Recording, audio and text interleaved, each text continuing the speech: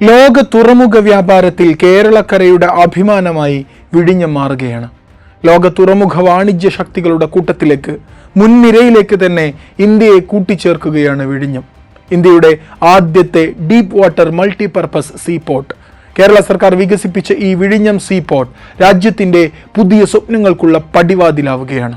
ഇന്ത്യയുടെ മുഖച്ഛായ മാറ്റിയെഴുതുന്ന വിഴിഞ്ഞം തുറമുഖം നാളെ പ്രധാനമന്ത്രി നരേന്ദ്രമോദി രാജ്യത്തിന് തുറന്നു കൊടുക്കുന്നു. നോക്കാം വിഴിഞ്ഞം തുറമുഖത്തെക്കുറിച്ച് അറിയേണ്ടതെല്ലാം. പ്രധാനമായും 4 ലക്ഷ്യങ്ങളാണ് വിഴിഞ്ഞം തുറമുഖത്തിനുള്ളത്. ആദ്യത്തേത്, ഇന്ത്യയിൽ ഒരു ട്രാൻസ്ഷിപ്മെന്റ് ഹബ്ബ് ഉണ്ടാക്കണം. നിലവിൽ ഇന്ത്യയിൽ ട്രാൻസ്ഷിപ്മെന്റ് സൗകര്യമുള്ള തുറമുഖങ്ങളില്ല. പകരം കൊളംബോ, സിംഗപ്പൂർ, ദുബായിലെ ജബൽ അലി തുറമുഖങ്ങൾ എന്നിവയാണ് ഇന്ത്യ ആശ്രയിക്കുന്നത്. ഇനി അത് വേണ്ട. പകരം ഇന്ത്യൻ കാർഗോ ട്രാൻസ്ഷിപ്മെന്റ് അടക്കി വാണിരുന്ന ഈ 3 തുറമുഖങ്ങളോടും ആഗോള തലത്തിൽ മത്സരിക്കുന്ന മറ്റൊരു ഇന്റർനാഷണൽ ഭീമനായി വിഴിഞ്ഞം തുറമുഖം മാറും. ഇന്ത്യൻ കാർഗോ ട്രാൻസ്ഷിപ്മെന്റുകൾ പൂർണ്ണമായും വിഴിഞ്ഞത്ത് നിന്നാകും. രണ്ടാമത്തെ ലക്ഷ്യം ഈ ട്രാൻസ്ഷിപ്മെന്റ് ചിലവ് കുറയ്ക്കുകയാണ്. വിഴിഞ്ഞം യാഥാർത്ഥ്യമാകുന്നതോടെ ഓരോ വർഷവും ട്രാൻസ്ഷിപ്മെന്റ് ഇനത്തിൽ $200 മുതൽ $400 മില്യൺ വരെ ചെലവ് കുറക്കാൻ കഴിയുമെന്നാണ് വിലയിരുത്തുന്നത്. മൂന്നാമത്തെ ലക്ഷ്യം പടുകൂറ്റൻ കപ്പലുകളെ അടുപ്പിക്കലാണ്. നിലവിൽ ഇന്ത്യയിലെ ഒരു തുറമുഖത്തിനും സാധ്യമല്ലാത്ത അൾട്രാ ലാർജ് കണ്ടെയ്നർ ഷിപ്പുകൾ വിഴിഞ്ഞത്ത് വന്നു.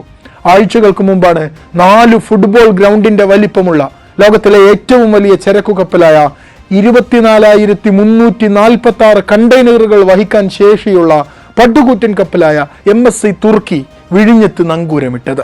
ഇത് ഇന്ത്യക്ക് ചരിത്രമാണ്. 20,000 മുകളിൽ കണ്ടെയ്നറുകൾ ഉൾക്കൊള്ളുന്ന കപ്പലുകളെ മദർഷിപ്പുകൾ എന്നാണ് വിളിക്കുന്നത്. ഒരു കപ്പൽ തന്നെ 400-500 മീറ്റർ നീളം വരും. ഈ മദർഷിപ്പുകളെ ഉൾക്കൊള്ളാൻ ശേഷിയുള്ളത് കൊണ്ട് തന്നെ വിഴിഞ്ഞം ഒരു മദർ പോർട്ട് കൂടിയാണ്. ഇങ്ങനെ വിഴിഞ്ഞം കേന്ദ്രീകരിച്ചുള്ള സർവോന്മുഖ വികസനത്തോടെ വലിയ സാമ്പത്തിക വളർച്ചയുണ്ടാക്കുകയാണ് നാലാമത്തെ ലക്ഷ്യം. ഇന്ത്യയുടെ ബ്ലൂ എക്കോണമി വികസിക്കും. പ്രാദേശിക തലത്തിൽ തന്നെ വിഴിഞ്ഞവും തിരുവനന്തപുരവും കേരളവും വികസിക്കും. അനവധി തൊഴിലവസരങ്ങൾ സൃഷ്ടിക്കപ്പെടും. പ്രധാനപ്പെട്ട നിരവധി സവിശേഷതകളാണ് വിഴിഞ്ഞത്തെ ഇത്രമേൽ നിർണായകമായ പദ്ധതിയാക്കുന്നത്. യൂറോപ്പ്, അറേബ്യൻ ഗൾഫ് നാടുകൾ, കിഴക്കൻ രാജ്യങ്ങൾ എന്നിവയെല്ലാം ബന്ധിപ്പിക്കുന്ന പ്രധാനപ്പെട്ട ഒരു പാതയാണ് east west international shipping line. വിഴിഞ്ഞത്ത് നിന്ന് വെറും 10 നോട്ടിക്കൽ മൈൽ മാത്രം ദൂരത്താണ് ദിവസവും 250-ലധികം കപ്പലുകൾ കടന്നുപോകുന്ന ഈ ഷിപ്പ് പാതയുള്ളത്. ഇതാണ് പ്രധാനപ്പെട്ട ഒരു സവിശേഷത. ഇന്ത്യയിലെ മറ്റൊരു പോർട്ടുകൾക്കുമില്ലാത്ത നാച്ചുറൽ ആഴമാണ് രണ്ടാമത്തെ സവിശേഷത. തീരത്ത് നിന്നും 1 കിലോമീറ്ററിനകത്ത് തന്നെ 20 മുതൽ 24 മീറ്റർ വരെ താഴോട്ട് ആഴമുണ്ട്. മദർഷിപ്പുകളുടെ അടിഭാഗം മാത്രം 16 മീറ്ററിലധികം വെള്ളത്തിനടിയിലായിരിക്കും. അതുകൊണ്ട് തന്നെ മദർഷിപ്പുകളെ അടുപ്പിക്കാൻ നാച്ചുറലായുള്ള ആഴം വിഴിഞ്ഞത്തുണ്ട്. സ്ട്രാറ്റജിക് ലൊക്കേഷനാണ് വിഴിഞ്ഞം എന്നതാണ് മൂന്നാമത്തെ സവിശേഷത. ഇന്ത്യയുടെ തെക്കേ മുനമ്പ്. കാർഗോകളെ സുഖകരമായി മെയിൻലൈൻ വെസലുകളിലേക്ക് ട്രാൻസ്ഫർ ചെയ്യാൻ കഴിയുന്ന സ്ഥലമായി വിഴിഞ്ഞം മാറിയിരിക്കുന്നു. ഒന്നാം ഘട്ടത്തിൽ തന്നെ തുറമുഖ നിർമ്മാണത്തിന് 8,867 കോടി രൂപയാണ് ചെലവ് വന്നത്. അതിൽ 63% കേരള സർക്കാരും 28% അദാനി ഗ്രൂപ്പും വഹിച്ചു. 9% കേന്ദ്രം നൽകിയ വയബിലിറ്റി ഗ്യാപ് ഫണ്ടും. ഈ VGF കേരളം തിരിച്ചടക്കേണ്ട തുകയാണ്. രണ്ടാം ഘട്ടത്തിലും മൂന്നാം ഘട്ടത്തിലും അദാനി ഗ്രൂപ്പ് 9,500 കോടി രൂപ അഡീഷണൽ ഇൻവെസ്റ്റ്മെന്റ് നടത്തുകയും ചെയ്യും. ഒന്നാം ഘട്ടത്തിൽ പൂർത്തിയായ തുറമുഖത്തിന്റെ ശേഷിയും സംവിധാനവും എന്തൊക്കെയാണെന്ന് നോക്കാം. 800 മീറ്റർ നീളമുള്ള കണ്ടെയ്നർ ബെർത്തുണ്ട്. വർഷം 1 ദശലക്ഷം കണ്ടെയ്നറുകൾ ഉൾക്കൊള്ളാനുള്ള ശേഷിയുണ്ട്. 2028 രണ്ടാം ഘട്ടം പൂർത്തിയാകും. അതോടെ കണ്ടെയ്നർ ബെർത്തിന്റെ നീളം 400 മീറ്റർ കൂടി അധികമായി വർദ്ധിപ്പിക്കും. അതോടെ 2.5 ദശലക്ഷം TEU കണ്ടെയ്നറുകളെ ഉൾക്കൊള്ളാനുള്ള ശേഷി ലഭിക്കും. മൂന്നാം ഘട്ടവും കൂടി പൂർത്തിയാകുന്നതോടെ 2 കിലോമീറ്റർ നീളമുള്ള ബർത്തായി മാറും. 3.3 മില്യൺ TEU കണ്ടെയ്നറുകളായിരിക്കും വിഴിഞ്ഞം തുറമുഖത്തിന്റെ ഫൈനൽ കപ്പാസിറ്റി. വിഴിഞ്ഞത്തിന്റെ ഇപ്പോഴത്തെ തുറമുഖ ചരിത്രം ആരംഭിക്കുന്നത് 1940കളിലാണ്. തിരുവിതാംകൂർ രാജഭരണം നടക്കുന്ന കാലം.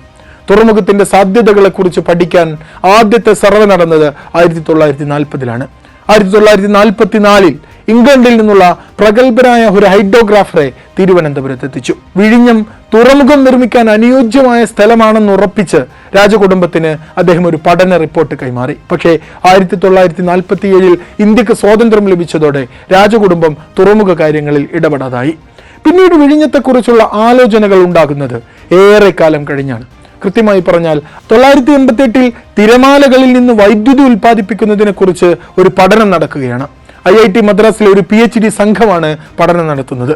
പഠനത്തിന്റെ ഭാഗമായി അവർ കേരള തീരങ്ങളിൽ ഒരു ഹൈഡ്രോഗ്രാഫിക് സർവേ മാപ്പ് ഉണ്ടാക്കിയിരുന്നു.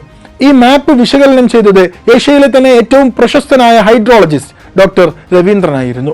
മാപ്പ് വിശകലനം ചെയ്തപ്പോഴാണ് അദ്ദേഹം ഒരു കാര്യം ശ്രദ്ധിക്കുന്നത്. രാജ്യത്ത് മറ്റൊരു കടൽ തീരത്തുമില്ലാത്ത പ്രകൃതി തന്നെ ഒരുക്കിയ അത്രയും ആഴം വിഴിഞ്ഞം തീരപ്രദേശത്തുണ്ട്. ഇത് അദ്ദേഹം മനസ്സിലാക്കി. ഈ തിരിച്ചറിവിന്റെ ബലത്തിലാണ് വിഴിഞ്ഞം തുറമുഖ ചർച്ചകൾ വീണ്ടും സജീവമാകുന്നത്. അന്ന് തുറമുഖ വകുപ്പ് മന്ത്രിയായിരുന്ന MV രാഘവൻ അദ്ദേഹം പദ്ധതി റിവ്യൂ ചെയ്തു. പിന്നീട് അങ്ങോട്ട് സജീവ ചർച്ചകൾ. നായനാർ സർക്കാരിന്റെ കാലത്ത് ഫീസിബിലിറ്റി സ്റ്റഡി ആരംഭിച്ചു.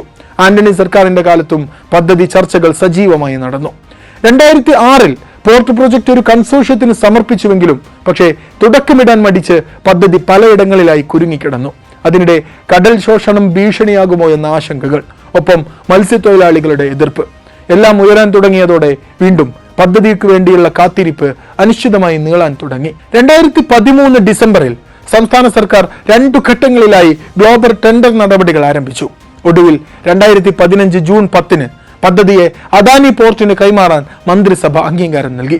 ഒട്ടേറെ പ്രതിഷേധങ്ങളുണ്ടായി. എന്നിട്ടും 2015 ഓഗസ്റ്റ് 17 മുഖ്യമന്ത്രിയായിരുന്ന ഉമ്മൻചാണ്ടിയാണ് പ്രതിഷേധങ്ങളുടെ വേലിയേറ്റങ്ങൾ വകവെക്കാതെ വിഴിഞ്ഞം കരാറിൽ അദാനി ഗ്രൂപ്പുമായി ഒപ്പിടുന്നത്. അതേ വർഷം ഡിസംബറിൽ തന്നെ തുറമുഖത്തിന്റെ നിർമ്മാണം ആരംഭിച്ചു. സർക്കാരും അദാനി ഗ്രൂപ്പും തമ്മിലുള്ള കരാറിലെ പ്രധാന വ്യവസ്ഥ തന്നെ 1460 ദിവസങ്ങൾ കൊണ്ട്, അതായത് 4 വർഷങ്ങൾക്കകം തുറമുഖം നിർമ്മാണം പൂർത്തിയാക്കണമെന്നായിരുന്നു. പ്രൈവറ്റ് പബ്ലിക് പാർട്ണർഷിപ്പ് PPP വഴി നടപ്പാക്കുന്ന ആദ്യത്തെ തുറമുഖ പദ്ധതിയായിരുന്നു വിഴിഞ്ഞം. ഉടമസ്ഥത കേരള സർക്കാരിനാണ്. പക്ഷേ 40 വർഷത്തെ നിയന്ത്രണം അദാനി ഗ്രൂപ്പിനായിരിക്കും. 7700 കോടി രൂപ ചെലവിൽ പദ്ധതി പൂർത്തിയാക്കും. 1 മില്യൺ TEU കണ്ടെയ്നറുകൾ കൈകാര്യം ചെയ്യാൻ തുറമുഖത്തിന് ശേഷിയുണ്ടാകും. ഇതൊക്കെയായിരുന്നു കരാർ. കരാറിലുള്ള ധാരണ പ്രകാരം ആദ്യത്തെ ഡെഡ് ലൈൻ 2019 ഡിസംബർ 3 ഇത് പാലിക്കാൻ പക്ഷേ അദാനി ഗ്രൂപ്പിനായില്ല. സമയപരിധി തെറ്റിയാൽ നിർമ്മാണം പൂർത്തിയാക്കാൻ വൈകുന്ന ഓരോ ദിവസത്തിനും 12 ലക്ഷം രൂപ വെച്ച് സർക്കാരിന് നഷ്ടപരിഹാരം നൽകണമെന്ന് കരാറിലുണ്ടായിരുന്നു. കരാർ അനുസരിച്ച് ഡെഡ്ലൈൻ പൂർത്തിയാക്കാത്തതുകൊണ്ട് നഷ്ടപരിഹാര തുകയ്ക്ക് വേണ്ടി സർക്കാർ നോട്ടീസ് കൊടുത്തു. പക്ഷേ പാറകൾ അടക്കമുള്ള നിർമ്മാണ വസ്തുക്കൾ തങ്ങൾക്ക് ലഭിക്കുന്നില്ലെന്ന് ചൂണ്ടിക്കാട്ടി അദാനി ഗ്രൂപ്പ് നിയമപരമായി നീങ്ങാൻ തീരുമാനിച്ചതോടെ സർക്കാർ മെല്ലെ പിൻവാങ്ങി. പിന്നീട് കോവിഡ് മഹാമാരി വന്നു. 2 വർഷത്തേക്ക് പിന്നെയും പദ്ധതി നിർമ്മാണം നിലച്ചു. അതിനിടെ തുറമുഖ വിരുദ്ധ സമരസമിതിയുടെ പ്രതിഷേധങ്ങൾ കനത്തു വന്നു. അന്താരാഷ്ട്ര മുതലാളിത്ത ലോബികൾക്ക് പോലും സമരസമിതിയുടെ പിന്നിൽ പങ്കുണ്ടെന്ന് ഇന്റലിജൻസ് റിപ്പോർട്ട് പോലും വന്നു. എല്ലാം അതിജയിച്ച് ഒടുവിൽ 2023 ജൂണിൽ കേരള സർക്കാർ അദാനി ഗ്രൂപ്പിന് പുതിയ സമയപരിധി നിശ്ചയിച്ചു കൊടുത്തു. 1 വർഷത്തിന് ശേഷം 2024 ജൂലൈയിൽ ട്രയൽ ഓപ്പറേഷൻ ആരംഭിച്ചു. 2024 ഡിസംബറിൽ കൊമേഴ്ഷ്യൽ ഓപ്പറേഷനുകൾ വിഴിഞ്ഞം തുറമുഖത്ത് തുടങ്ങി. ഈ ഏപ്രിൽ 9 കേന്ദ്ര സർക്കാരിന്റെ വയബിലിറ്റി ഗ്യാപ്പ് ഫണ്ട് ലഭിച്ചു. ഇനി മെയ് 2 നാളെ പ്രധാനമന്ത്രി തുറമുഖം ഔദ്യോഗികമായി കമ്മീഷൻ ചെയ്യുകയാണ്. പ്രവർത്തനം തുടങ്ങിയ ഈ ചെറിയ കാലയളവിൽ മാത്രം ഇതുവരെ 285 കപ്പലുകൾ വിഴിഞ്ഞത്ത് വന്നുപോയെന്നാണ് സർക്കാർ പുറത്തുവിടുന്ന കണക്ക്. അതായത് ഔദ്യോഗികമായി ഉദ്ഘാടനം ചെയ്യും മുമ്പ് തന്നെ വിഴിഞ്ഞത്ത് കൈകാര്യം ചെയ്തത് 5,93,000 TEU കണ്ടെയ്നറുകളാണ്. അതിൽ ലോകത്തെ ഏറ്റവും വലിയ ചരക്കു കപ്പൽ വരെ സുഗമമായി വന്നുപോയിരിക്കുന്നു. കമ്മീഷനിങ്ങിനു മുമ്പേ ഈ ചരിത്ര നേട്ടം നമ്മൾ കൈവരിച്ചു കഴിഞ്ഞിരിക്കുന്നു. എങ്കിൽ വിഴിഞ്ഞത്തെ കാത്തിരിക്കുന്നത് വൻ വികസന കുതിപ്പാണെന്നതിന് മറ്റെന്ത് സാക്ഷ്യപത്രമാണ് വേണ്ടത്? ഇതൊരു ചരിത്ര നിയോഗമാണ്. തുറമുഖവുമായി ബന്ധപ്പെട്ട തുരങ്കപാതകളടക്കമുള്ള റെയിൽവേ കണക്ടിവിറ്റി, റോഡ് കണക്ടിവിറ്റി എല്ലാം അതിവേഗം മുന്നോട്ട് പോയിക്കൊണ്ടിരിക്കുന്നു. ഈ നാടിന്റെ മുഖച്ഛായ തന്നെ ഒരു തുറമുഖം മാറ്റുകയാണ്. തുറമുഖ പ്രവർത്തനങ്ങളുമായി ബന്ധപ്പെട്ട പരോക്ഷ തൊഴിലവസരങ്ങളും സാധ്യതകളും മറ്റൊരു ഭാഗത്തുണ്ട്. ഷിപ്പിംഗ് ഏജൻസി, ലോജിസ്റ്റിക് സർവീസുകൾ, ട്രാൻസ്പോർട്ടേഷൻ സർവീസുകൾ, ഗോഡൌണുകൾ, കപ്പൽ മെയിൻ്റനൻസ്, കുടിവെള്ള പദ്ധതികൾ, ഹോട്ടൽ ടൂറിസം, വിദ്യാഭ്യാസ സ്ഥാപനങ്ങൾ, മറ്റു ട്രെയിനിങ് ഇൻസ്റ്റിറ്റ്യൂട്ടുകൾ, ഇങ്ങനെ അനേകം അനുബന്ധ അവസരങ്ങൾ കേരളത്തെ വിഴിഞ്ഞം ആസ്ഥാനമാക്കി കാത്തിരിക്കുകയാണ്. വിഴിഞ്ഞം അന്താരാഷ്ട്ര സീപോർട്ടിലൂടെ ഒരു ചരിത്ര നിയോഗത്തിന് സാക്ഷിയാവാൻ കഴിഞ്ഞതിൽ നമുക്ക് അഭിമാനിക്കാം.